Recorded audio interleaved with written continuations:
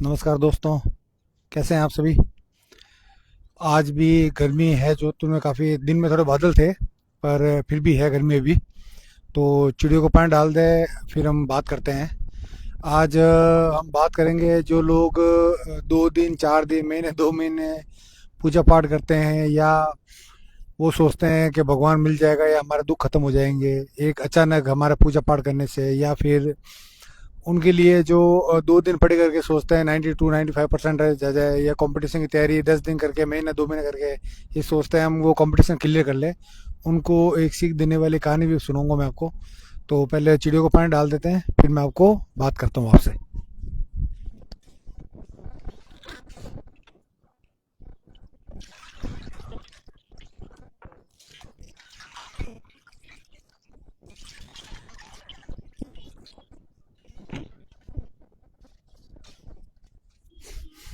तो शुरुआत एक कहानी से करते हैं।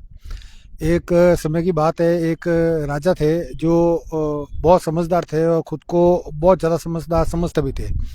तो एक दिन उनको समाचार मिला कि हमारे राज्य में एक ब्राह्मण है जो गुरु हैं, वो महाराज से भी ज़्यादा समझदार है। तो उनको कुछ ये बात हजम नहीं हुई। तो उन्होंने अपने सैनिकों को भेज के उनको बुलवाया। बोला कि आप बहुत समझदार है, मैंने सुना है। तो महाराज ने बोला कि लोगों की जो भी समस्या होती है मैं उनका समाधान करता हूँ, इसलिए जो बोलते हैं लोग वो ठीक है। तो उन्होंने बोला ठीक है, आप एक काम कीजिए, बहुत समझदार है, मुझे कल भगवान से मिला दीजिए। मुझे भगवान से मिलना है। अगर आपने मुझे भगवान से नहीं मिलाया तो मैं कल आपको मृत्यु दंड दे दूंगा। महाराज डर गए, घबरा गए, और चिंता के अंदर वो वहाँ से निकले और जाके एक नदी के किनारे जाके बैठ गए। अब वो सोच विचार में थे, उनको ज़बरदस्त डर लग रहा था, टेंशन थी, अरे यार क्या करूँ क्या नहीं करूँ। टेंशन में उनका दिमाग काम करना बंद हो गया। इतनी देर में एक गरीब आदमी दूध का ढोल लेके दूध देने के लिए जा रहा था वो। तो उसने देखा गुरुदेव कोई बैठे हैं, पंडित जी, और वो उदास बैठे हैं। तो वो पास गए, पूछा गुरुदेव क्या हुआ। तो गुरुदेव ने सोचा कि यार अब इसको क्या परेशानी बताओ, ये तो खुद अनपढ़ गंवार है, तो इसको परेशानी बताने से कोई मतलब नहीं है। तो उसने 2-3 बार और पूछा। जब गुरुदेव ने परेशान होकर अपनी परेशानी उसको बताई कि उन्होंने मुझे ये बोला है। उसने बोला ठीक है गुरुदेव, मैं आपके साथ कल चलूंगा राजा के दरबार में, और मैं आपको बचा लूंगा, मैं उनको भगवान के दर्शन करा दूंगा। गुरुदेव ने पूछा तुम कैसे करोगे। कि गुरुदेव वो मुझे छोड़ दी, मुझ पे छोड़ दो, मैं करवा दूंगा, वरना जो आपका मृत्यु दंड है वो मैं अपने ऊपर ले लूंगा। गुरुदेव मान गए। दूसरे दिन उसके साथ दूध वाले के साथ वो गए वहाँ पे। तो महाराज ने पूछा कि बताओ मुझे भगवान के दर्शन कराओ। तो उस आदमी ने बोला महाराज राजा जी, मैं करवाता हूँ आपको भगवान के दर्शन। इससे पहले मैं एक छोटी सी गुजारिश करूँगा, तो वो मुझे आप पूरा कर दीजिए। तो उसने बोला ठीक है, बोलो क्या है। कि उसने अपने दूध में से ढोल में से दूध निकाला एक कटोरी भर के, और महाराज को बोला महाराज इसमें से मुझे बताइए घी कहाँ है। तो महाराज ने बोला तेरा दिमाग खराब है क्या, दूध के अंदर घी होता है, लेकिन ऐसा थोड़ी होता है, दूध के अंदर से घी निकालना पड़ता है। तो उसने बोला कैसे महाराज, कैसे निकालना पड़ता है, कुछ आपको ज्ञात हो। महाराज भी थोड़े समझदार थे।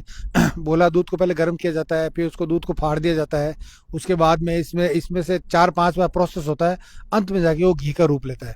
तो उस दूध वाले ने बोला महाराज मैं भी ये चीज़ कहना चाहता हूँ, आप कुछ अच्छे बिना अच्छे कर्म किए, कुछ भगवान की बिना भक्ति किए, भगवान को याद किए, और कुछ भी अच्छा करने से पहले अगर आप भगवान को प्राप्त करना चाहते हैं तो महाराज आप भी मूर्ख ही हैं। आप जिस तरह दूध के 4-5 प्रोसेस खत्म होने के बाद में आखिर में जाकर वो घी निकलता है, वैसे ही अगर भगवान को पाना है तो आपको हर चीज प्रोसेस करना पड़ेगा, भगवान की भक्ति में लगना पड़ेगा, अच्छे कर्म करने पड़ेंगे, दूसरों की सेवा करनी पड़ेगी, जो दुखिया रहे उनकी सेवा करनी पड़ेगी, जो बीमार है उनकी सेवा करनी पड़ेगी, फिर अंत में जाके आपको भगवान मिलेंगे। तो इस कहानी से ये सीख मिलती है एक तो कि जैसे गुरुदेव वो बहुत समझदार थे, लेकिन जैसे ही उनके सामने समस्या आई उनका दिमाग काम करना बंद हो गया, क्योंकि उन्होंने अपना धैर्य खो दिया। तो पहली सीख तो ये है कि कभी भी कैसी भी परिस्थिति आए अपना धैर्य ना खोएं। धैर्य में रहोगे तो जो भी आप डिसीजन लोगे अच्छे लोगे। दूसरा इसमें यह है, कभी भी जैसे उसने बोला कि दूध में से एकदम घी बता दो कहाँ है, तो घी नहीं बता पाया, उसका 2-4 बार प्रोसेस होता है अलग अलग, उसके बाद में अंत में जाके दूध का घी बनता है। तो वैसे ही अगर आप ये सोचते हो कि यार मैं तो कुछ दिन पूजा पाठ कर लूँ, महीने 2 महीने भगवान के मंदिर चला जाऊँ, भगवान के जाके फेरी निकाल आऊँ, कोई बड़े मंदिर जाके दर्शन कर आऊँ, तो मैं पुण्य का भागी बन गया, गंगा में डुबकी मार ली, मैं पुण्य पुण्य का भागी बन गया। और मेरे सारे पाप धुप गए और मैं अब धर्मात्मा हूँ, मैं इतने लोगों की मदद करता हूँ। ऐसे कुछ नहीं होता है।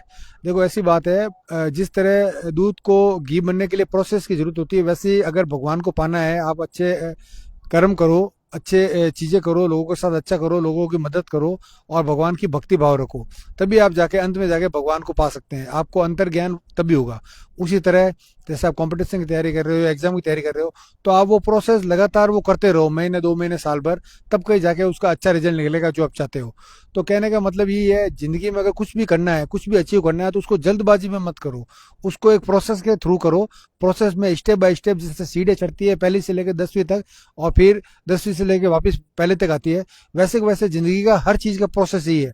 आप शुरुआत कीजिए मेहनत लगन से और अंत तक जाइए, आपको हर चीज अच्छी होगी, भगवान भी मिलेंगे। जय श्री राम।